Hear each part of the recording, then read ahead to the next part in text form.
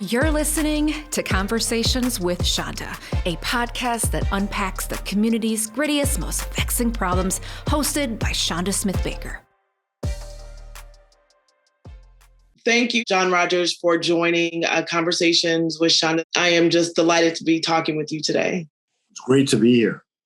We have long wanted to talk with you from Ariel Investments. And then I saw the clip on 60 Minutes. And I know you have talked a lot about the Black Wall Street and the Tulsa massacre. And it was quite curious for me to think about sort of that legacy in your family and then the work that you're doing now to change the legacy and outcomes for our communities. And so it's quite a background that you have that has made me very curious. Well, thank you. I've been very fortunate to have, two pioneering parents and then a whole legacy of entrepreneurs in our family. When we talked briefly on the prep talk yesterday, I mentioned that an article had come out that talked about Black businesses dropping by 40% over the last year. And a lot of it is likely due to the pandemic. But we're here in Minneapolis where George Floyd's death was recorded. People went to the streets. Lots of social unrest afterwards, and our community really suffered from it. As such, lots of companies have been moved in new ways to think about Black wealth, investing in Black communities, and how to support Black leadership. And I would really love it if you could offer any perspective on just how they might lean in differently than how perhaps they've thought about those investments historically. Well, thank you. And I'll tie them together a little bit because one of the things that when I analyze the fact that it's been such a tough year for African-American businesses, it's partly because we are often in the lowest margin parts of the economy. Often we're doing the catering, the construction, the janitorial services, the supplier diversity parts of the spend of major anchor institutions in our community. And of course, when the economy got destroyed because of COVID, all of a sudden, those types of opportunities dried up completely. We had no more jobs, our businesses closed. While most of white American, where the economy is the strongest, where people are investment bankers, they're lawyers, they're consultants, they're private equity leaders, they're in technology, all those businesses thrived even throughout COVID. So I start with that to say that part of the problem is we fall into this trap of the term supplier diversity and have gotten trapped in the lowest margins, least economically viable parts of our economy. And it's something that we have to transform if we want to be able to create multi-generational wealth and opportunity for our communities. So one of the things we hope that corporate America will do, and the anchor institutions, our local hospitals and universities and museums and foundations, will start to do business with Black and brown people in the parts of the economy where the wealth's created today, and get rid of the term supplier diversity and replace it with what the University of Chicago calls business diversity, to signal that these anchor institutions are willing to do business with us in all aspects of their spend. And for the first time, start to use Black law firms, Black accounting firms, Black consulting firms, public relations firms, advertising agencies, technology firms, money managers for their endowment, et cetera. And if these anchor institutions that say they care about our community start to use us in everything that they spend money on, we will have an opportunity to build businesses of scale and have multi-generational wealth opportunities. But that's a transformative thing. And I tell people all the time that the term supplier diversity is kind of like Blockbuster Video versus Netflix, or BlackBerry versus the iPhone. It's literally 40 years out of date. And if we want to transform the world, we have to use the term business diversity and start to think about using us in everything the money gets spent on. One of the efforts that I had the opportunity, again, I think coming from the recognition that more had to be done in terms of governance and board leadership, I was part of an effort to increase women on corporate boards this last year. And it was very interesting to go through this process. And I think that they're a bit related, but I'm very surprised when you look at the data that the corporate board room and in some of our large scale philanthropic organizations, and nonprofits, that those boardrooms have not gotten more diverse. Do you see both sort of the build wealth strategies and who's on those board seats sort of one and the same or necessary for that to happen? Well, there's a lot to unpack there. I don't, try to do that and hopefully, follow up if I don't quite get to the answer. So I think that one of the things I would start with is to say that being on nonprofit boards and corporate boards can have an enormous impact on creating Black wealth. If you have Black and brown board members who are willing to lean in and not accept the status quo. So most of the time we get into these, the rare air of a corporate boardroom or a big university or a hospital or a foundation. We're happy to be there. We're one of the few Black folks with all the white leadership, and we don't challenge the way things have been done. And we don't follow in the late Congressman John Lewis's footsteps when we see things that are not right and not just. We don't have the courage to make good trouble and push and change the agenda. So at Ariel, what we try to do is not just admire a problem, but come up with solutions. We created a conference 18 years ago with my friend Charles Tribbett from Russell Reynolds for African Americans on corporate boards. It's called the Black Corporate Directors Conference. And over the last 18 years, we've had extraordinary speakers from Ursula Burns and Ken Chenault, Valerie Jarrett, President Obama, Chanda Rhimes, Kerry Washington, Magic Johnson. We've just had, and then we have white CEOs, Jamie Dimon, David Rubenstein, Jeff Immelt, great leaders that have come. But the highlight of the conference every year is what we call the conscience of the conference. On Friday night, we've had people like Harry Belafonte. We had the late Congressman John Lewis. We've had Congressman Clyburn. We've had Andy Young. We've had Reverend Jackson, Reverend Sharpton, Cheryl Eiffel, Mark Morial, people to remind those of us that are in the boardroom that we have a responsibility to fight for economic justice once we're in the boardroom, to keep track of how the economic opportunities are either coming to our communities or not.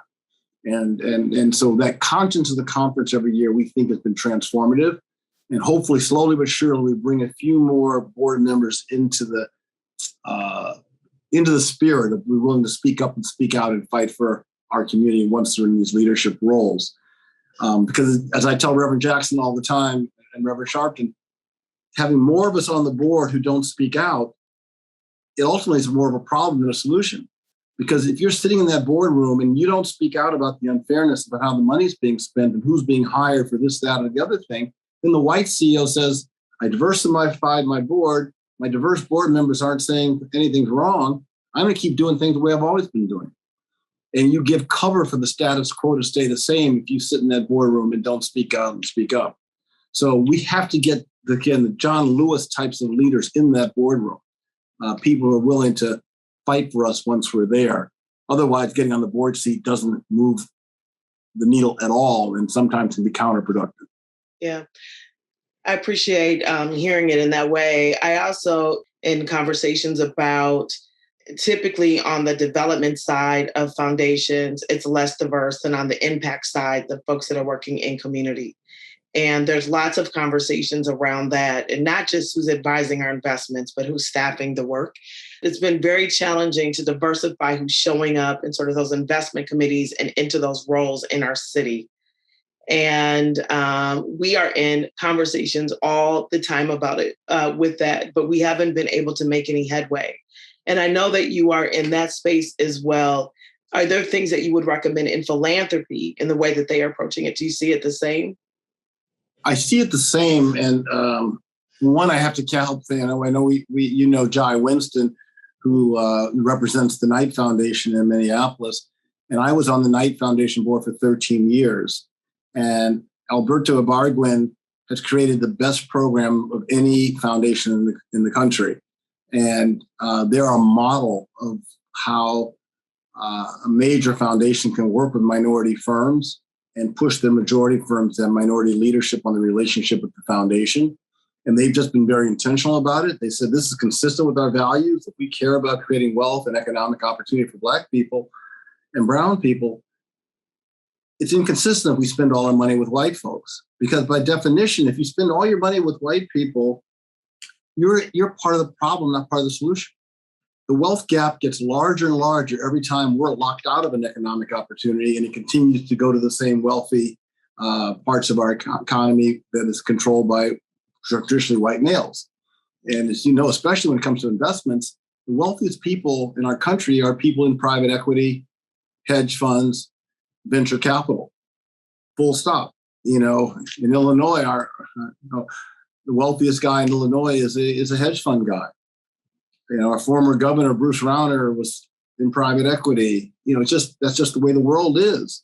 So if you really, and as you know well, being in the foundation world, all of the challenges that we face are all tied directly to wealth. We have poorer schools, we have poorer housing, we get poorer health care, we're much more likely to be incarcerated. All those things are directly correlated to wealth. So if you're part of a system of creating more wealth for white America and least wealth opportunities for Black America, I just don't see how you square that circle, because you're giving donations and grants to communities. But again, if you create more and more wealth for white America at the same time, and wealth is tied directly to all the horrible outcomes that we have in our society, and we haven't been able to create wealth in our economy because of all of it. That's all tied back to Jim Crow and slavery and being locked out of our ecosystem. It's just to me, it's morally wrong. And but to answer your question directly, it's wonderful that you have a couple of role models out there. The Knight Foundation doing the best work. Chicago Community Trust is doing great work in this area. And then in nonprofits, the University of Chicago has created the best program to work with minority-owned professional services firm than any other university in the country by far. Bob Zimmer, there, the president of the university, created a program 12 years ago. And they went from basically zero to now 95 minority-owned professional services firms work for the University of Chicago that didn't 12 years ago. And they have a symposium every year for 2 days where they bring in minority entrepreneurs to work with their vice presidents and chief investment officer, general counsel, CFO, head architect, et cetera. And it's been this extraordinary success story. And the university is very, very proud of it. Again, they created this term business diversity. The woman who runs the program, Nadia Quarles, has been there from the beginning, is world class. And we've had everyone speak to the group of entrepreneurs every year, from our Governor Quinn to, by video, Michelle Obama, former Secretary of Education, Arne Duncan, et cetera. So there are some good actors out there.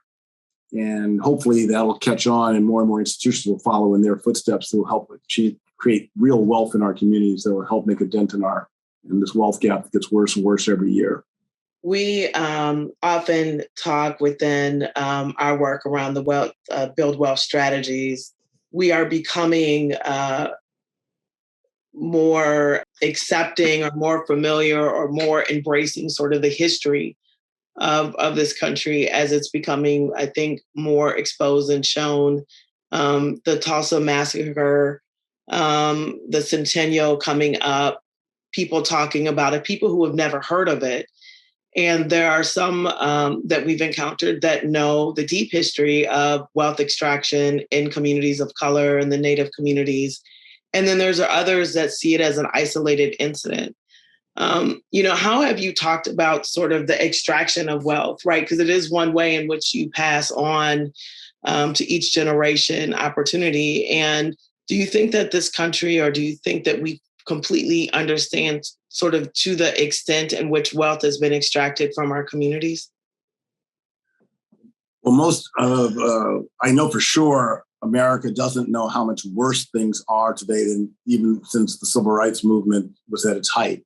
So I start with that to say, the data from Ray Bashara at the Federal Reserve of St. Louis shows that between 1992 and 2016, roughly 25 years, college-educated Blacks saw their wealth decline 10%, while college-educated whites saw their wealth increase 96%. That's amazing. When we bring that data up, and this is the Federal Reserve of St. Louis, we had them come and speak to our Black Directors Conference. People were just incredulous of how much the wealth gap is getting worse, even for college-educated folks. You might know Dean Kerwin Charles, who's the dean of Yale's Business School, has an enormous amount of data in this field. He talks about that the wealth gap was moving in the right direction from 1940s to the 1970s. But he says since the 70s, African Americans relative to white Americans were worse off today than our grandparents were. And that's just fundamentally the way it is. And here in Chicago, if you look at our business leadership group, as recently as 20 years ago, 3 of the top 150 privately held companies in Chicago were owned by African Americans. 3 of the top 150, 2%, not good. In the city, it's majority minority. But today, 20 years later, we have 0 of the top 150 privately held companies in Chicago are African American owned. So it's just getting worse and worse and worse every year as wealth gap gets larger and larger. And so people think's been working hasn't been working. So to your point, white America has no idea how bad off we are, how we have no businesses of scale that can employ us, create our own philanthropy, create our own political empowerment, create our own jobs. Because all the data shows that when an African American business is successful, we hire other African Americans and we support our local churches and our local charities. That was our legacy with John Johnson here from Ebony and Jet, and George Johnson here in Chicago with Afro Sheen and Ultra Sheen, and many, many other entrepreneurs. But we've lost all of that. And it's because these anchor institutions in our community do not work with us, and if we can't be successful without customers, and it is just something that it's just a lack of understanding. And the final part of it is, this goes back generations. My great-grandfather was J.B. Stratford, owned the Stratford Hotel in Tulsa. It was burned down in the Tulsa Race Massacre. We lost all that wealth and all that opportunity to create multi-generational wealth. When you look at it throughout history, whenever we started to get our head above water, we would get destroyed. We know what happened with the Freedmen's Bank, after slavery. And we lost all the money that we put into that bank because of dishonesty and what occurred. We've seen that happen with People's Grocery in Tennessee when we built a great grocery store that was outperforming the white grocery stores. White community came in and lynched the owners of that food store. When we get our head aboard the water, it's always something that comes in. From Reconstruction all the way to the Jim Crow era, we haven't been able to build on our success and all the talent that we have in our community. One of the other bits of news that we have in our city is that there's a Black bank that's coming to town. It's the first Black-owned bank coming to the Twin Cities, First Independence Bank. It's one of only 18 Black-owned full-service banks in the U.S. And that announcement came out yesterday. And again, watching sort of the comments of community, even within the Black community, people feeling excited and skeptical. And then other people saying, why does the race of the person who's opening up the bank matter? Like, why does it matter? And it is still fascinating to me every day, even though I'm in this work, why people don't sort of understand why that matters. But it is an exciting moment for us. And this has been tried in the past. And I'm sure we have had Black-owned banks here that just simply did not do well. And, it is my hope that people are willing to invest and make this successful. But I'm wondering if you have any thoughts in terms of things that we can do here in the Twin Cities to ensure its success. What I tell people about this issue all the time, it's very interesting to me, and it continues to be a problem today, and it was a problem 40 years ago. Black banks are often very focused just on lending, which is often the least profitable. Again, I talked about earlier, we always somehow find a way as Black folks to be in the least profitable parts of the ecosystem. If you look at JP Morgan Chase or Wells Fargo or the large white banks, they do lending, but they also do investment banking, and they do private equity, and they do venture capital, and they get involved or have over the last 40 years in all aspects of the spin. And if you look at the profitability of the large white banks, it's diversified over all these high margin parts of the ecosystem. So if we're going to be successful with a Black bank, we need to do lending. That's important. It's important to lend to our local communities, but we have to diversify. There's no reason why Black banks can't do what I do and be in money management. There's no reason why they can't do what Jim Reynolds does and Chris Williams and others and be in investment banking. And if they had done that, they would have had a diversified revenue stream in high profit margins, they would have been able to employ many, many more people, create much more profitability, and then have the wherewithal then to lend to local communities and local entrepreneurs that need that lending capacity. So we've got to figure out a way to get out of this siloed view of what a black bank is and follow what the white banks have done. I do know. I just don't get it. I remember having this conversation literally 38 years ago, 37 years ago with the head of Independence Bank and saying, you guys should get into the business I'm in. Maybe we can do this together, be in money management as well as lending. Right. It just was not part of their thought process.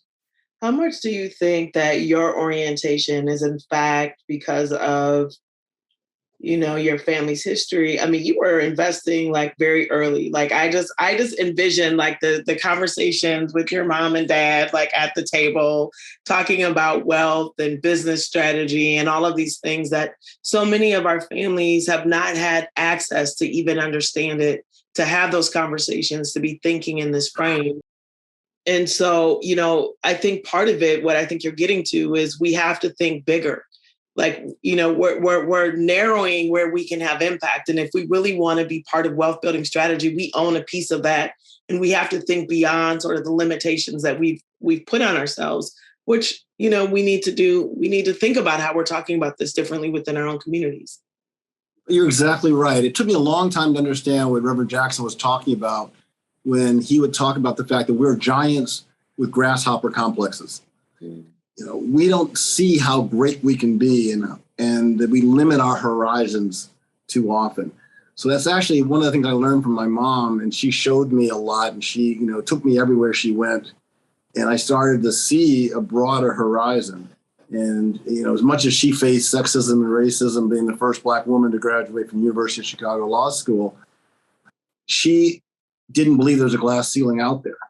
She always wanted to achieve the highest, climb the highest mountains and achieve the most. And I think she showed me that I should have broader dreams than maybe I normally would have, or that my father had. On the flip side, my father is the one that every birthday and every Christmas after I was 12 years old bought me small amounts of stock instead of toys. $250 of General Motors and $250 of Commonwealth Edison and, et cetera. And he let me get to keep the dividend checks that would get mailed every 3 months from these blue chip companies. And I fell in love with the markets. And he took me down to LaSalle Street to meet the first Black stockbroker on LaSalle Street, a man named Stacy Adams. And I would sit with Stacy, and he would show me how the ticker tape worked and what to look for and how to do research on companies and understanding the markets. And I just fell in love with it.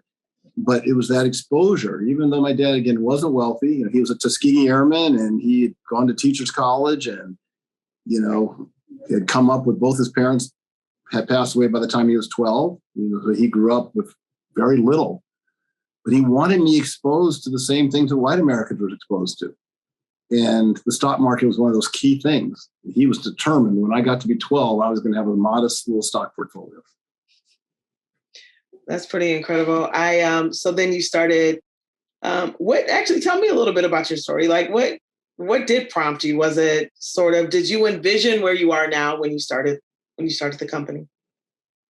Well, I thought it was a good idea at the time. I was inspired by the great entrepreneurs I mentioned already today here in Chicago. You couldn't help but be inspired by John Johnson building Ebony and Jet at an early age. George Johnson creating Afro Sheen and Ultra Sheen at an early age. George Johnson also started Soul Train with Don Cornelius. He started Independence Bank that became the largest Black bank in the country. He was just an extreme role model. So that was an inspiration.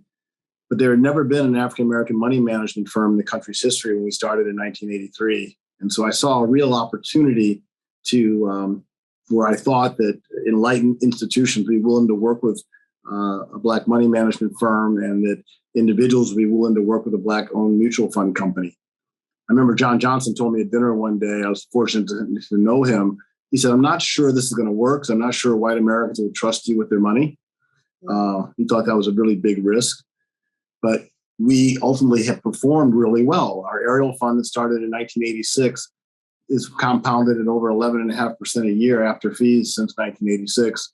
And we're really proud that we can show up show our performance ahead of our peer group and our benchmarks over that entire 35-year period. There's been good times and bad times, underperformance and great performance. But over the long term, we've been able to demonstrate performance, and that's how we've been able to grow and succeed in building our firm. And I always thought that if we performed well with our investment strategy in small and mid-cap value investing, that we would really grow into something significant. I always saw that as a real potential. And things I didn't realize were going to happen, of course, was that I'd meet someone like Melody Hobson when I was recruiting minority students for Princeton. And she was this eager 17-year-old. And she came and, summer interned here at Ariel and then joined us 31 years ago, and she graduated. And, having that kind of leadership has been extraordinary. I had never dreamed that Arnie Duncan, when he was working here running all of our community affairs, would one day be the Secretary of Education. And, and then, of course, never dreamed that my former teammate at Princeton, Craig Robinson, who he stayed with me on his recruiting visit when he came to visit Princeton when he was 16. And we were teammates when I was a senior on the team and Craig was a freshman phenom. Could have never seen that one day Craig's sister, Michelle, would be the first lady of the United States, and have a chance to be a part of that journey, having helped recruit Craig to Princeton. So there's some things he could have never foreseen, never would have had a chance to dream would happen. And but we hopefully now we're just starting to reach our potential at Ariel. I think we can do a lot more and grow a lot more with the team we have today and the diversified product mix that we have and the kind of performance that we should be able to hopefully get to a whole nother level over the next 5 years. Mm-hmm. I have two thoughts, but I don't know why when you were talking, I thought about my grandmother. And she was about 90 when President Obama was elected, and she started to lose her memory, but she left the news on all the time. So you would go over there. She would be counting her pennies, she'd just count pennies. And then she would, someone would say, and President Barack Obama, and she would look at the TV and she'd go, "What? We got a Black president?" And then she'd go back to counting her pennies. And then 30 minutes later, they say his name again. And she goes, "I never thought I'd see this in my lifetime." And then there'd be tears fall. Like she was just on this cycle, and it was like excitement every hour. You think about her being born in 1915 in Alabama to being of an age to both be emotional, excited about something that she could never envision that came true. So that came up for me. The second thing that came up for me is that you were instrumental in starting a school, if I read that correctly, and that school does focus on exposing children to investment in money and financial literacy. Do I have that right? And if so, why did you see that was important? Well, it happened when Arnie Duncan was running our philanthropy. He, along with his sister Sarah, came up with an idea that we should help start a new small public school in Chicago. And the idea behind the Ariel Community Academy in the beginning was that you needed to have a smaller public school with smaller class sizes, robust after-school programming to make a difference. And they wanted to be a remodel of a small public school when they created the Ariel Community Academy. Before they created that, they had been a part of the I Have a Dream program that Eugene Lang made famous. We had a 6th grade class that we had adopted and been very involved in those kids' lives. And Arnie and Sarah decided we needed to start earlier. And that's why it was pre-K through 8th grade is the Ariel Community Academy. After we'd been up and running for a short time, maybe it was a year or two, I'm not exactly sure how long, I realized that there's no reason why we shouldn't have a financial literacy curriculum in the school. Mm-hmm. And try to emulate what my dad did and give the kids real money to invest in real stocks. And so the idea was that every first grade class would get a $20,000 class gift. They would watch us manage it the first 6-7 years, and then they would start to take over managing the portfolio themselves, picking real stocks with real money. And they would work with our analysts down here at Ariel's offices, and we would go down and talk with the kids about how to do research and how to do their homework and pick the right stocks. And it's really worked out the way we had hoped. I mean, we have over 500 kids there at the school. When the kids get to 8th grade, they take $20,000 of the corpus and give it back to the next first grade class. Mm-hmm. And just say if the 20,000 is grown to 50 or 60,000, they take a portion of the profits that are left over and create a philanthropic gift, often for the school or the local community. Arnie thought teaching the kids philanthropy, which you would appreciate, was really important. And then what's left over, the kids would divide among themselves. And if they agreed to put the money into a 529 program, we would match it with $500 to teach the kids about matching, having put some money away for their future college tuition. And so, it's still a work in progress. Even though it's 25 years old, we can make this program stronger and better. And we used to have, and we need to bring this back. We used to have a newsletter. It was kind of like that old highlights publication where we show the kids in sort of colorful terms how to think about the markets.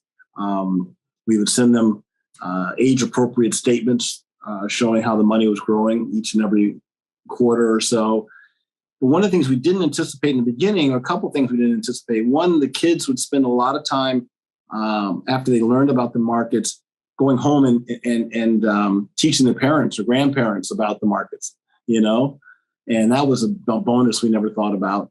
And then finally, a lot of the kids, they saw that financial services careers could be something they could think about. And they saw someone like myself or Melody or others, folks of color doing research, picking stocks.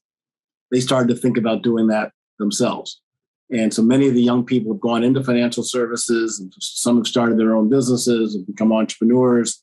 We've created kind of a mini alumni association. And the last thing I'd say, in the old days when Don Thompson was the CEO and before that president of McDonald's, we would take them every year, 40, 50 kids out to the McDonald's annual meeting where I serve on the board, and the young people would get to ask a question at the annual meeting. One kid would get picked to ask one question. And then afterwards, they would spend an hour with Don Thompson and his wife, Liz, and the chairman of the board, Andy McKenna. But they would, talk to Don about how did you become CEO of one of the most iconic brands in the country. And Don, of course, being this, down-to-earth African-American guy, would just, really tell them all the hard work and all the efforts and all the things that he did that got him to that position in his life. And that was always a favorite. We tried to bring great speakers down to the school to talk to the kids and expose them to as much as possible. But we need to continue to get better and better at it and be more consistent with the execution. Yeah. We hope it could be a model of how financial services companies could partner with urban public schools in this country. That's what we keep dreaming. Yeah, for sure. I mean, one, my mom is not here. She would always talk to me about this banking program in her school. And she was like, if you could just do one thing, like in all your leadership and community, if you could just get a banking program back in the school. Every Friday, we would bring money from school when she was in elementary school, and they would get their bank books and they would get to see their statements once a year. And she talked about it as her favorite thing all the way through K-12. That was the thing that she looked forward to the most, and what she felt like was most impactful.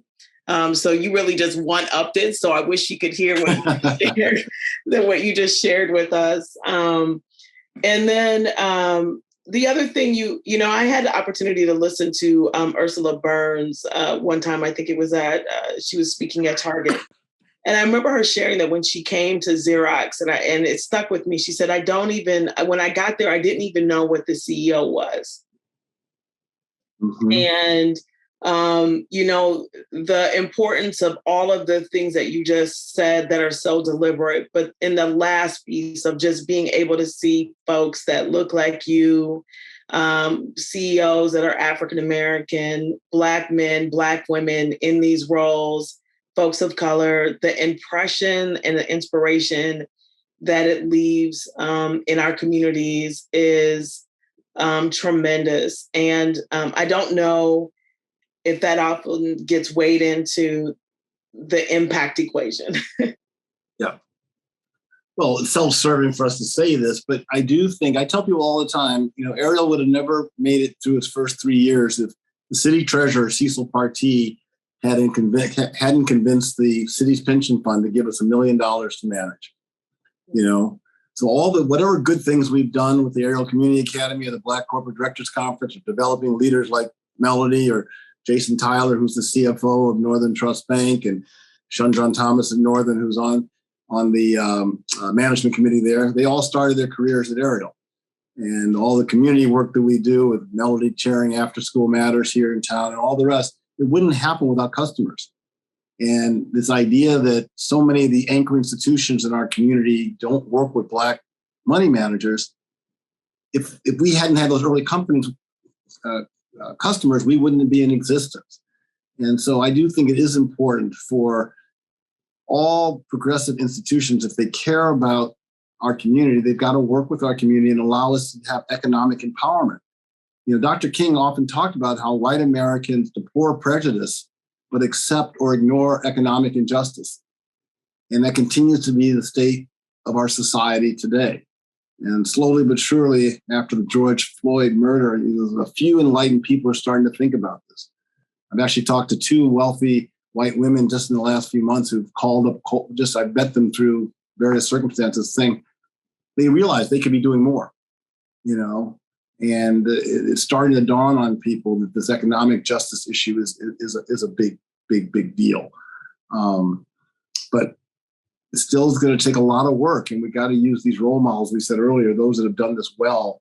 Hopefully it'll help shame people into doing the right things, and because sometimes people just don't know how to do it and they're afraid of it, and or they have this unconscious bias. Last example I always give is when I was Park District President in Chicago years ago. In the 9 museums on Parkland, I realized we're not doing business with Black companies outside of construction and catering, supply chain stuff. So we called them all in and we put them on the spot because the Park District, they were on the Park District land. They were getting direct subsidies from the Chicagoland taxpayers. So they agreed to put together a symposium where they would they'd invite minority entrepreneurs to meet with the leaders of the museum community to be able to do business. So they came up with an invitation for that event. And on the front of the invitation was a man with a hard hat on and a shovel in their hands. And the tagline was digging up business. So when these museum heads thought about Black entrepreneurship, they thought about us using our hands to dig. They didn't think about us as being Bill Gates or Steve Jobs, or being a lawyer or an accountant or a money manager or a consultant or an advertising executive. They thought about us, in that way. And that continues to be too much of a problem in our society today. This implicit unconscious bias is still prevalent in so many ways in so many institutions. And people are, because it's an unconscious bias, they don't even know what they're doing. And that's why it's up to us to call them on it. Yeah. As we wrap, you talk about the two donors that came to you. This is a common question that we get, and particularly, and I don't even know, but I'm in Minneapolis, right? I'm sure it's happening everywhere. But George Floyd, it's been so immediate and urgent and concerning to just watch what happened in our city. It's been heartbreaking, and there have been. Minneapolis is one of the most generous cities. There are people that are doing lots of great work. But if you're not paying attention to the biases that you're holding and the differences you're making and where you're giving your money and how you're giving money, and I get asked all the time, how should I invest differently in community? Like, how does my biases show up in my giving? Like, where should I be thinking differently? Like, what advice do you have for individuals with means that are thinking about how to get involved differently on issues of equity? Well, the two things that we're doing at Ariel, because again, we try not just to admire the problem. We learned that from our friend John McCarter, who used to run the Field Museum. He said, don't just admire a problem, try to find out solutions. So one, as I touched on earlier, I think finding ways to get financial literacy curriculum into public schools in this country is a big deal. There's a great program in New York City now, New York City Rise, where they're getting young people real dollars to invest for the long run early in their lives. And it's going to make all the difference in these kids' lives, getting them exposed to the markets. They see the magic of compound interest. They see it growing over time. So engaged and involved in not only financial literacy, but giving kids real money to invest in real stocks, teaching them about private equity and hedge funds and these lucrative parts of the economy. I think, progressive donors can do that with your public school system. Mm-hmm. The second thing that I say, well, we're doing at the University of Chicago, and everyone can do this at their local universities. We created a program for minority students to get paid internships to work in the investment offices of major endowments. Mm-hmm. And we've had now over 70 kids go through this program in the last 4 years, everywhere from Kresge Foundation, Knight Foundation, MacArthur Foundation, JPB Foundation. These young people of color are entering into a world they didn't even know existed, most of them, when they got to the University of Chicago. They didn't know there was an endowment office overseeing $11 billion. They didn't know that you could learn about a career in endowment management, or also when you're working in an endowment office, you're going to learn about all the different asset classes that the endowment invests in. So we think this is something that any progressive leader can do, is to make sure that foundations have robust internship programs that recruit minority students to learn about this magical industry where so much wealth and power and influence is created today. And as I said earlier, the wealthiest folks in our community are often the people in private equity, hedge funds, venture capital. Where best to learn about that than being in the investment office of a major endowment, or working with so many young people today care about purpose, working for a wonderful endowment like yours, and knowing that every day as you pick better and better money managers and make better and better asset allocation decisions, that you're going to create more wealth to be given to communities of need. Or if you're at a university, you need more dollars for scholarships for kids of need. You have a young person of purpose getting exposed to this whole endowment ecosystem. We think it's a big, big deal, and think that our program at the University of Chicago could be a model, for the country. Mm-hmm. Yeah, I really do appreciate your time. I know that you have had a packed schedule. I try to keep you down to 45 minutes as promised. I appreciate really good nuggets offered here. And you certainly have got me going. The supplier diversity thing hit right where it needed to hit for this podcast, because that is the conversation that we are in all the time in our city, and to take it up a level and to have our businesses and corporations think about that differently is a tremendous gift to our city. So thank you. Well, thank you. This has been really fun, a great conversation. I really hope we can stay in touch. If you'd like to explore more content and join our community, find us at conversationswithchanda.com. We have a wonderful collection of episodes featuring notable guests that you can enjoy on YouTube or wherever you get your podcast. And I also invite you to follow our journey and add us on Instagram at Conversations with Chanda. Until next time.